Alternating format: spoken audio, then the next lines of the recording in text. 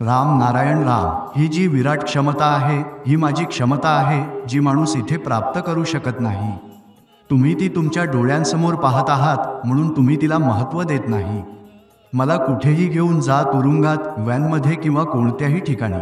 आईच्या पोटातून शिकून येणारे देव या जगासाठी खूपच दुर्मिळ असतात. थोडंसं परिश्रम केल्यावर मी या 60 वर्षांच्या वयात एक विराट महाल उभा करू शकतो, खूप काही करू शकतो. पण जर मी आज तसं काही केलं तर उद्या तुम्हीच म्हणाल, ठाकूराने असं का केलं?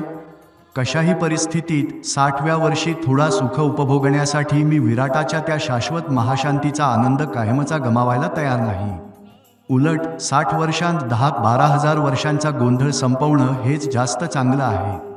त्या मार्गात अनेक अडथळे येणार आहेत, पाहतच आहात. बाप लेकात भांडणं होतील, गैरसमज होतील, बरंच काही घडेल.